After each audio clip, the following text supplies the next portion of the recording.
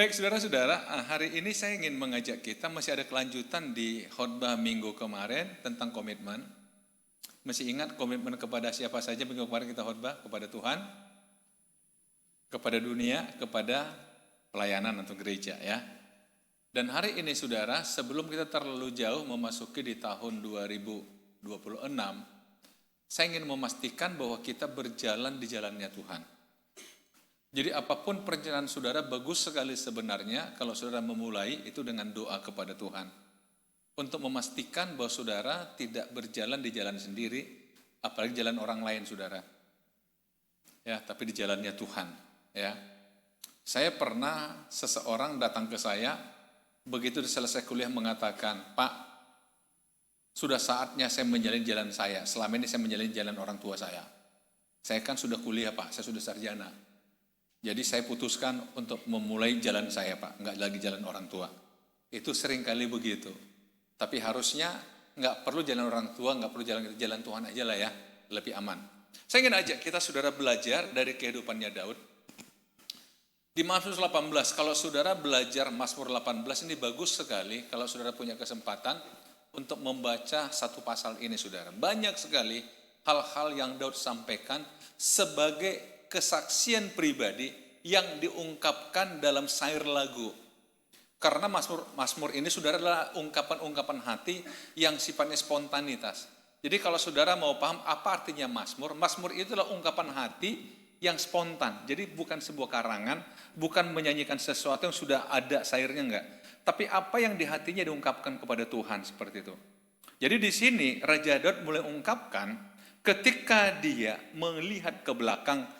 Dia di Mazmur 18 ini judulnya begini, untuk pemimpin biduan dari hamba Tuhan yakni Daud yang menyampaikan perkataan nyanyian ini kepada Tuhan. Jadi menyampaikan perkataan nyanyian ini kepada Tuhan pada waktu Tuhan telah melepaskan dia dari cengkraman semua musuhnya dan dari tangan Saul. Jadi saudara lihat, ini setelah dia melewati berbagai fase dalam hidupnya, berbagai pergumulan dalam hidupnya, akhirnya dia menyanyikan satu kidung atau mazmur kepada Tuhan. Kalau saudara perhatikan di sini dikatakan, pada waktu Tuhan telah melepaskan dia dari cengkraman semua musuhnya dan dari tangan Saul. Agak dipisahkan dua di sini, cengkraman musuh dan kemudian Saul. Saudara kalau cengkraman musuh ya biasa, karena Daud ini seorang prajurit. Walaupun dia sering diumpan di depan saudara, kadang-kadang dengan sengaja Saul naruh di depan supaya dia mati, tapi dia lepas. Dia bisa selamat. Tapi saudara dicatat khusus di sini oleh Daud tentang Saul. Saul itu pimpinannya dia, Saul itu raja. Kalau saudara cermati Alkitab, ternyata pernah 8 kali Saul ingin membunuh dia. 8 kali saudara. Kalau saya ingin bertanya saudara, sejauh yang saudara pahami di Alkitab, Daud ini orang baik atau orang jahat sih? Orang baik. Tetapi saya nggak tahu kenapa ya. Daud ini apa karena dicemburuin oleh Saul, karena dianggap aduh orang begini kok jadi pemimpin begitu? Kok jadi mengancam saya? Karena apa? Waktu pemilihan Daud aja jadi raja, Nabi Samuel aja nggak percaya diri. Ketika Tuhan mengutus Nabi Samuel datang ke satu keluarga, namanya keluarga Isai, Tuhan kan kasih tahu begini, salah satu anak Isai, aku mau jadikan raja menggantikan Saul karena aku sudah menolak dia. Maka Samuel dengan bersemangat pergi ke sana. Dan ketika sampai di sana, Isai mulai mendudukkan abang-abangnya Daud yang secara penampilan, secara fisik dianggap mumpuni. Sampai-sampai Samuel mengatakan, waduh kayaknya luar biasa ini anaknya Isai ini. Salah satu mereka ini sangat memenuhi syarat. Tapi Tuhan berkata kepada Samuel, Samuel yang aku mau nggak ada di sini. Sehingga Samuel tanya kepada Isai, apa masih ada anak moyang lain? Oh ada, tapi orang tuanya aja underestimate saudara. Tapi ya sedang di ladang, gimana ya? Dia nggak memenuhi syarat. Samuel katakan enggak, panggil dia, kita nggak akan makan sebelum dia datang. Begitu datang, gantian Samuel yang kaget. Hah? Kok cuma begini orangnya? Bahkan Alkitab mengatakan pipinya masih kemerah-merahan, masih kekanak-kanakan. Dibanding abang-abangnya, waduh jauh. Tapi apa kata Tuhan? Samuel, jangan pandang rupa, tapi aku memilih hati lo. Jadi sejak awal, Tuhan tertarik pada Daud karena hatinya Daud. Karena pribadinya Daud, karena karakternya Daud. Dan ini menjadi kehidupannya Daud, kepribadian yang istimewa dari Daud. Ternyata saudara, walaupun dia berhasil dalam segala tugas yang diberikan oleh Saul, justru ini membuat Daud itu menjadi ancaman serius dianggap oleh Saul. Padahal Daud nggak pernah kepikiran begitu, saudara. 2 kali Saul ingin tancapkan tombak. Betul, sudah dilempar pakai tombak 2 kali. Berapa kali dia disuruh berperang, saudara, dengan tujuan supaya dia mati, disuruh paling depan. Bahkan digerebek, disuruh pasukan untuk menyerang dia di rumahnya, suruh bunuh. Tapi semuanya Daud luput. Salah satu yang sering kita dengar adalah ketika dalam pelarian Daud, dia bersembunyi di dalam gua. Pada malam-malam Saul tidur di pintu gua, betul saudara? Prajuritnya Daud katakan, Tuanku Saul ada di depan, tertidur dengan pasukannya. Kalau Tuanku mau, kami bisa bunuh dia sekarang. Apa kata kata Daud? Jangan mengusik hamba Tuhan yang diurapi. Dia cuma ambil punca bajunya, ujung bajunya, diambil. Ketika Saul bangun katakan, Tuanku Saul, seandainya aku mau, kau sudah mati tadi malam. Itu bahasaku. Kan dalam kitab nggak gitu bunyinya, saudara. Ya kan agak medan-medan sedikit lah. Biar tahu kau udah mati kau tadi malam kalau aku mau. Ini buktinya, lihat ini. Saudara-saudara, tapi dia nggak mau. Ada satu peristiwa juga, ini cara licik Saul ingin menyingkirkan Daud. Disodorin anaknya, jadi menantuku mau nggak? Ya namanya Daud, ya apa yang baik bagi Tuhanku aku mau lakukan. Tapi ternyata ini caranya, cara licik Saul. Karena apa? Menjelang pernikahan, justru putri pertamanya, putri Rasul dinikahkan dengan orang lain. Tujuannya apa? Supaya berantem sama orang itu. Biasa laki-laki model laki-laki gara-gara perempuan, kira-kira gitulah. Ya kalau sekarang ada begitu, dulu pun udah begitu polanya. Cuma Daud nggak terpancing, saudara. Emang aku laki apaan? Kira-kira gitulah. Nggak terpancing. Akhirnya melihat itu, salah satu putri Saul yang lain jatuh cinta kepada Daud. Jatuh cinta. Dan Daud juga merespon. Nah ketika Saul melihat kayaknya Daud jatuh cinta pada anakku yang lain, dia katakan, kau serius sama anakku? Serius. Oke, saya minta mahar 100 kulit kitan. Katanya. Maaf, ini saya pakai bahasa Alkitab lah itu. Kalau itu nggak aku terjemahkan, lebih parah terjemahannya. Artinya singkatnya, saya mau 100 mayat Filistin sebagai mahar. Tujuannya apa? Supaya Daud berperang dan mati. Tapi Daud bukan 100, 200 diambil. Dia kasih sama Saul. Nggak ada alasan, akhirnya jadi. Nah itu baru dengan Saul, saudara. Belum lagi dengan anaknya Absalom, betul? Mazmur 3 mencatat. Absalom ingin merebut tahtanya. Dia sampai lari ke hutan. Belum lagi musuh-musuhnya, makanya dia katakan apa? Pada waktu Tuhan telah melepaskan dia dari cengkraman semua musuhnya dan dari tangan Saul. Jadi saudara, saya kadang berpikir begini, iya ya. Seharusnya kalau kita kilas balik ke belakang, hidup ini memang berwarna banget. Berapa tikungan kita lewat, berapa lika-liku kita lewati, berapa tantangan kita lewati. Tapi kenapa Daud bisa lepas? Dia katakan begini, saudara. Tuhan memperlakukan aku sesuai dengan kebenaranku. Ia membalas kepadaku sesuai dengan kesucian tanganku. Sebab aku tetap mengikuti jalan Tuhan. Dari sini saya ambil tema khotbah. Sebab aku tetap mengikuti jalan Tuhan dan tidak berlaku fasik terhadap Allahku. Aku mengikuti jalan Tuhan.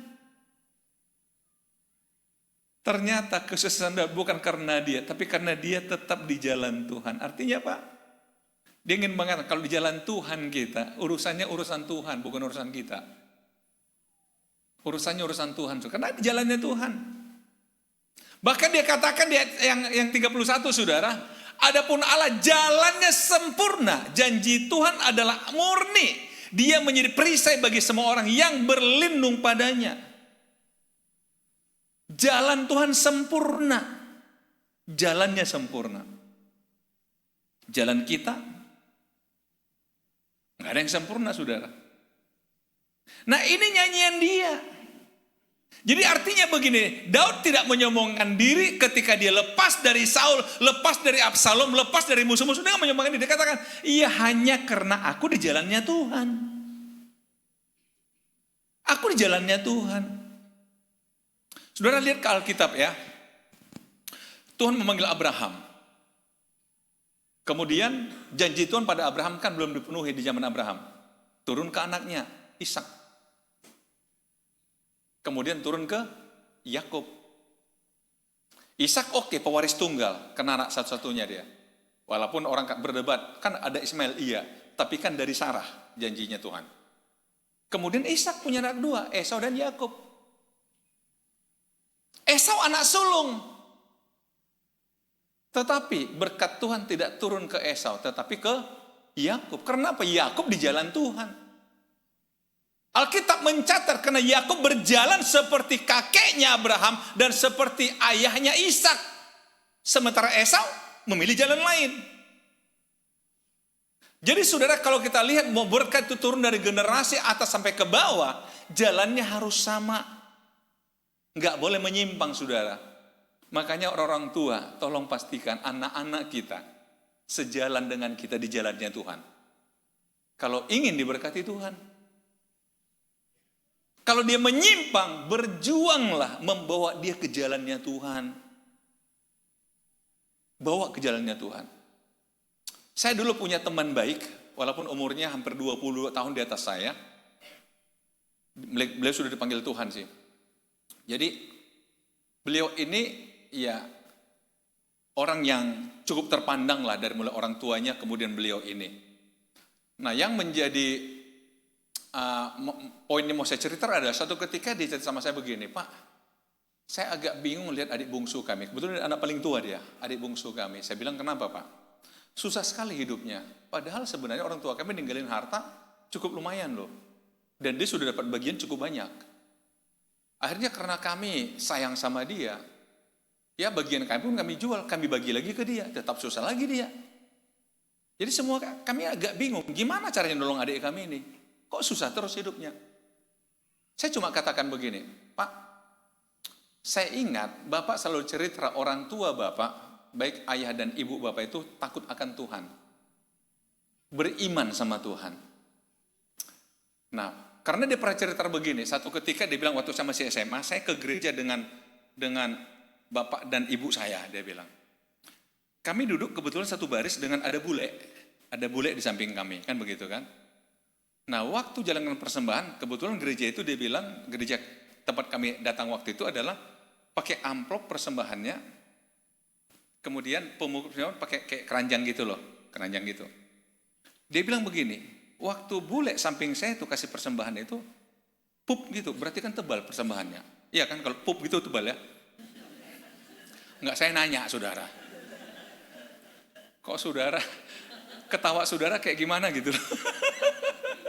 Pup gitu. Dia kaget. Berarti banyak persembahannya. Nah, ketika selesai ibadah, dia tanya bapaknya, Pak, Bapak lihat tadi sebelah kita Pak, yang bule itu Pak. Kenapa rupanya? Persembahannya Pak, puk gitu, berarti banyak itu Pak. Bapaknya bilang, kenapa rupanya kalau banyak? Ya banyak kali persembahannya Pak. Bapaknya bilang, kau nggak kepengen gitu rupanya? Ya kepengen lah, makanya berdoa kau. Serius kau sekolah. Supaya kayak gitu, bisa kau nanti persembahanmu juga puk gitu. Dan akhirnya memang orang ini diberkati Tuhan dan persembahannya juga puk. Nah makanya saudara, adik saya bilang, coba cek Pak, apakah adik bungsu orang bapak ini juga beriman seperti orang tua orang bapak, seperti bapak, adik bapak yang lain. Nah itu masalahnya Pak, ke gereja pun jarang dia. Agak aneh-aneh pun hidupnya. Saya bilang, kalau gitu Pak, bawa dia ke jalan di tempat yang disiapkan orang tua Bapak. Supaya sejalan dengan kalian di jalannya Tuhan. Artinya begini Bapak Ibu.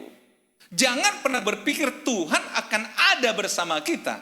Kalau kita di jalan yang lain, bukan di jalannya Tuhan. Ini yang jadi pengakuan Daud. Jalan Tuhan itu sempurna. Nggak usah ragu lah Bapak Ibu. Nggak usah ragu. Nggak salah jalan Tuhan. Walaupun dibawa berliku-liku, tapi ujungnya jelas. Karena itu saudara coba lihat ini. Saya buat ini tikungan tajam ini saudara. Saya cari ilustrasinya begitu. Kita nggak tahu ke sana. Tapi yakinlah kalau jalan Tuhan ini tujuannya baik saudara. Ada 3 hal yang coba saya ambil di sini saudara. Ini sebagai reaksinya Daud ketika dia ada di jalan Tuhan. Yang pertama, dia katakan begini, aku mengasihi engkau ya Tuhan kekuatanku. Aku mengasihi engkau ya Tuhan kekuatanku. Saya ingin ajak saudara berpikir sejenak. Ketika saudara punya beban berat, punya pergumulan, punya persoalan, semakin saudara pikirkan masalah saudara, maka masalah itu seperti membelit, betul enggak? Membuat saudara semakin terjepit. Daud enggak mau begitu.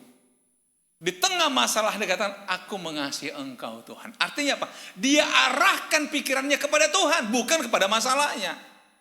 Karena apa? Aku kan di jalannya Tuhan. Bisa dipahami saudara? Jadi mari kita belajar, ketika ada pergumulan, katakan Tuhan aku mengasihi engkau. Aku mengasihi engkau Tuhan. Coba deh saudara, saya melakukan itu dalam banyak kesempatan. Haleluya, aku mengasihi engkau Tuhan.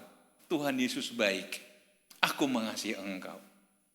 Ini ciri orang yang ada di jalan Tuhan. Dia tahu Tuhan ada di mana dia ada. Aku mengasihi engkau ya Tuhan. Bahkan dia katakan begini saudara, lihat di ayat yang ketiga. Ya Tuhan bukit batuku, kubu pertahananku, dan penyelamatku, Allahku, gunung batuku, tempat aku berlindung, perisaiku, tanduk selamatanku, kota bentengku. Kalau saudara baca pasal-pasal lain, dia katakan terangku, betul? Ada banyak sekali, gembalaku. Daud selalu menggunakan istilah-istilah yang membuat Tuhan itu hadir sesuai dengan keperluannya. Terangku ketika dalam kegelapan, betul saudara? Jadi saudara lihat, dia tetap menjaga hubungan dengan Tuhan. Dalam hatinya, dalam pikirannya. Dengan ucapan-ucapan yang diucapkannya. Aku mengasihi Tuhanku. Tuhan adalah gunung batuku, Tuhan keselamatanku, Tuhan perisaiku, Tuhan terangku, Tuhan gembalaku, Tuhan penyembuhku. Kalau ini kita lakukan, persoalan itu tidak muter-muter di pikiran kita. Setuju Bapak Ibu? Karena itulah, yuk awali tahun ini di jalannya Tuhan. Berjalan dengan Tuhan.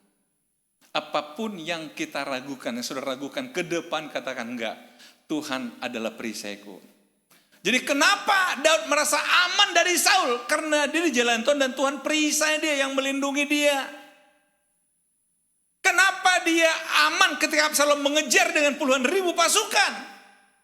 Karena Tuhan perisai dia, menjaga dia, gunung batu dia, benteng pertahanan dia. Kita enggak sanggup jaga diri kita saudara. Enggak sanggup. Yuk, Tuhan tidak terlihat. Tapi justru tak terlihat itu yang kita butuhkan, saudara. Melampaui batasan kita. Aku mengasihi Tuhan. Aku mengasihi Tuhan. Yang kedua, apa dia katakan?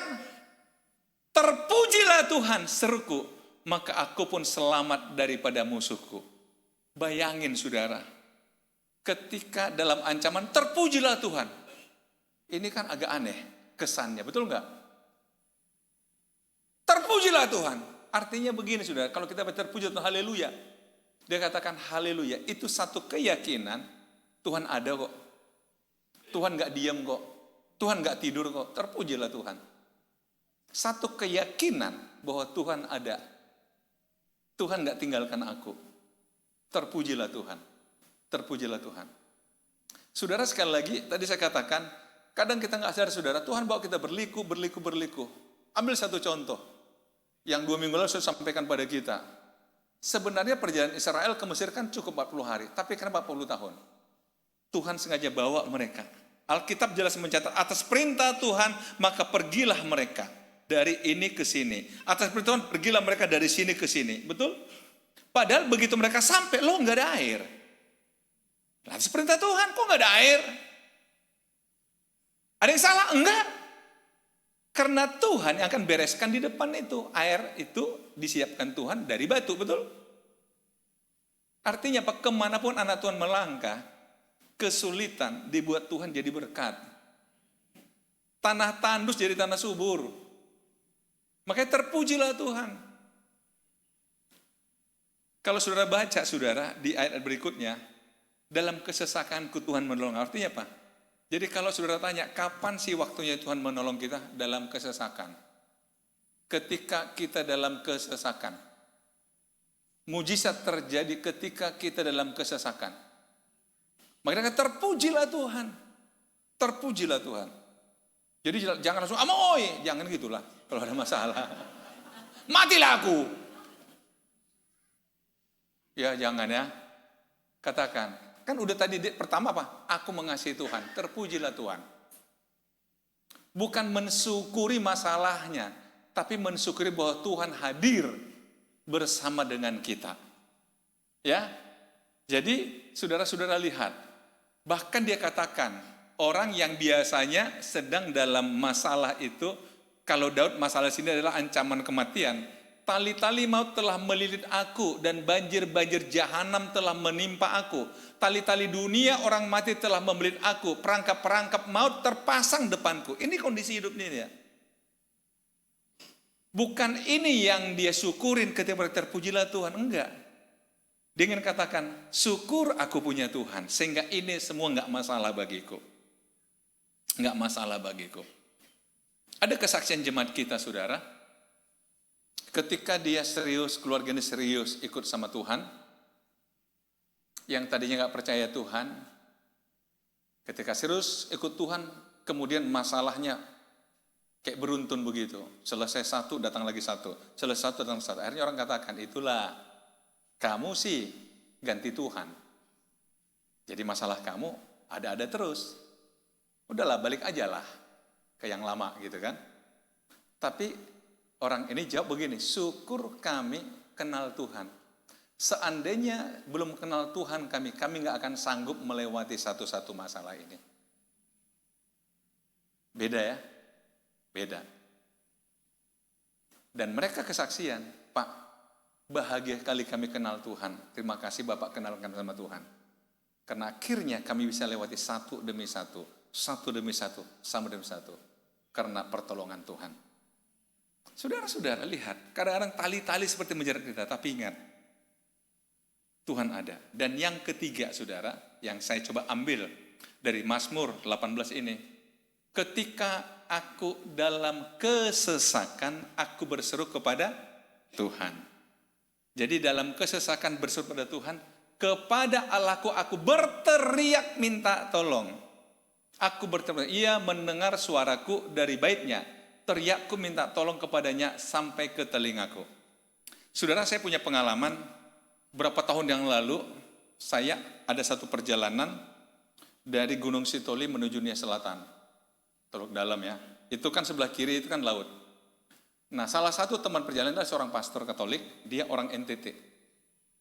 Waktu kami, dia bilang, Pak Pendeta, Saya lihat begini nggak tahan saya, harus turun. Saya bilang, Pak, kita ditunggu sana acara, Pak, pulang saja, nanti kita turun ke laut. Kami ada 2 mobil begitu. Akhirnya begitu kami pulang, kami mampir di pastoran yang di pinggir laut begitu. Kemudian dia bilang, Pak Pendeta, ayo ke laut sebentar ya. Saya bilang, aduh, enggak Pak, saya enggak terlalu suka berenang di laut. Saya bilang, enggak, sebentar aja Pak Pendeta. Akhirnya dia sendiri masuk kira 50 meter ke dalam. Enggak lama, 15 menit saudara dia keluar lagi. Dia bilang, aduh puas saya Pak Pendeta, puas Pak Pendeta. Akhirnya di mobil dia bilang begini, Pak Pendeta tahu apa yang saya lakukan di laut tadi? Dia bilang, ngapain Bapak? Saya berteriak. Berteriak apa Pak? Iya, hidup ini kan banyak tekanan Pak. Jadi teriak di laut itu Pak, nggak ada yang dengar Pak. Jadi plong rasanya.